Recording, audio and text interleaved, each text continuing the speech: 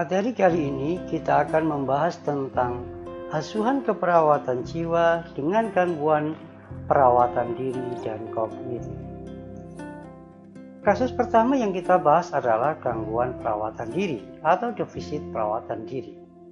Perawatan diri adalah salah satu kemampuan dasar manusia dalam memenuhi kebutuhannya guna mempertahankan kehidupannya, kesehatan, dan kesejahteraan sesuai dengan kondisi kesehatannya yang dinyatakan dia terganggu keperawatan dirinya jika tidak mau melakukan perawatan diri.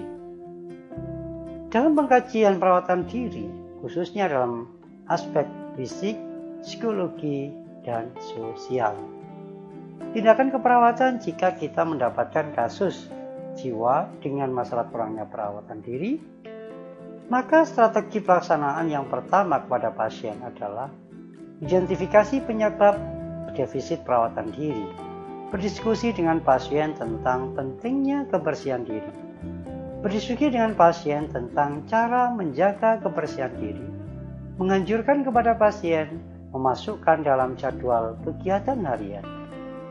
Strategi pelaksanaan kedua adalah mengevaluasi jadwal kegiatan harian pasien, menjelaskan cara mandi yang baik, membantu pasien mempraktekkan cara mandi yang baik, menganjurkan pasien memasukkan dalam jadwal kegiatan harian. Strategi pelaksanaan yang ketiga adalah mengevaluasi jadwal kegiatan harian pasien, menjelaskan cara eliminasi yang baik, membantu pasien mempraktekkan cara eliminasi yang baik dan memasukkan dalam jadwal, menganjurkan pasien memasukkan dalam jadwal kegiatan harian.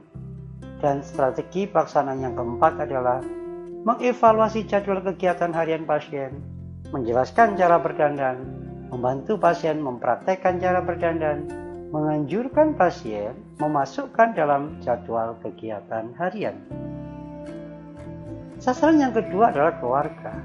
Strategi pelaksanaan yang ke-1 adalah mendiskusikan masalah yang dirasakan keluarga dalam merawat pasien, menjelaskan pengertian, tanda gejala, defisit perawatan diri, dan jenis defisit diri, menjelaskan cara merawat pasien dengan defisit perawatan diri. Strategi pelaksanaan kedua adalah melatih keluarga mempraktekkan cara merawat pasien dengan defisit perawatan diri, melatih keluarga melakukan cara merawat langsung kepada pasien defisit perawatan diri. Strategi pelaksanaan yang ketiga adalah membantu keluarga membuat jadwal aktivitas di rumah termasuk minum obat dan seterusnya, menjelaskan follow up pasien setelah pulang. Kasus selanjutnya adalah gangguan kognitif. Gangguan kognitif adalah gangguan kemampuan berpikir dan memberikan rasional termasuk proses mengingat, menilai, orientasi, persepsi, dan memperhatikan. Ada dua kasus yang perlu diperhatikan dalam gangguan kognitif, yaitu delirium dan demensia.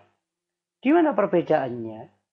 Kejadiannya awalnya adalah cepat pada delirium, namun kalau demensia ini adalah bertahap.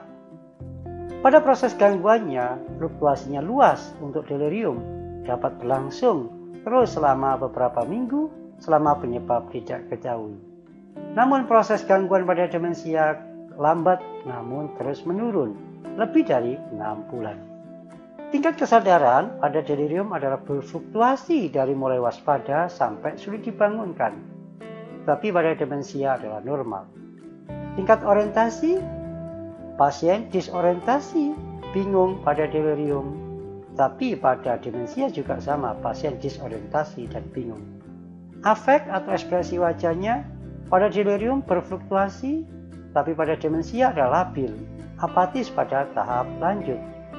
Perhatian pada delirium selalu terganggu, pada demensia mungkin utuh dapat berkonsentrasi dalam waktu yang lama. Tidur pada delirium selalu terganggu, pada demensia biasanya normal. Pada aspek perilaku, delirium pasien agitasi dan gelisah. Pada pasien demensia mungkin apatis, keluyuran jarang atau cepat berulang-ulang, mungkin inkoheren. Memori terganggu terutama untuk peristiwa yang baru terjadi. Untuk demensia terganggu, terutama peristiwa yang baru terjadi. Kognisinya bagaimana? Delirium gangguan berpikir, demensia gangguan berpikir dan menghitung. Delirium isi pikirnya adalah incoherent, bingung, waham, dan stereotip. Tapi demensia tidak teratur, kayak isi pikir, waham, paranoid. Persepsinya delirium adalah salah penafsiran, ilusinasi, halusinasi. Pada demensia, persepsinya tidak berubah. Penilaian pada delirium adalah buruk. Demensia juga buruk, perilaku tidak tepat sesuai dengan sosial. Daya tilik mungkin ada saat-saat berpikir jernih, itu pada delirium, tetapi pada demensia tidak ada. Penampilan status mentalnya pada delirium buruk, tetapi bervariasi, meningkat saat berpikir jernih dan saat penyembuhan. Demensia secara konsistensi buruk makin memburuk.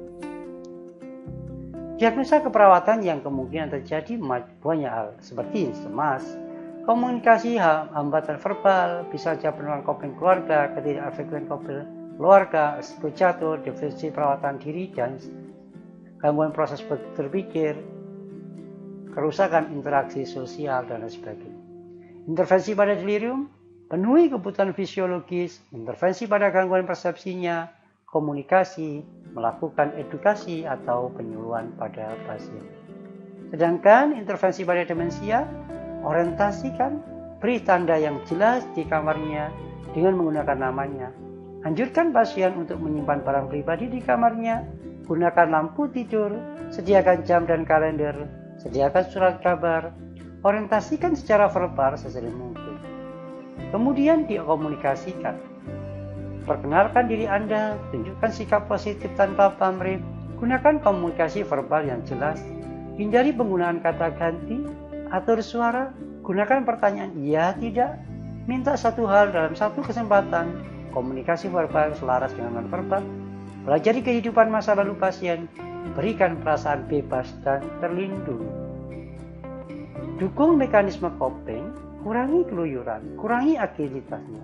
Jelaskan apa yang diharapkan jelas, tawarkan pilihan jika pasien dapat melakukannya, berikan jadwal aktivitas, hindari adu kekuatan, libatkan pasien dalam asuhan jika memungkinkan. Lakukan pemberian pengobatan farmakologis, libatkan anggota keluarga, gunakan sumber yang ada di komunitas.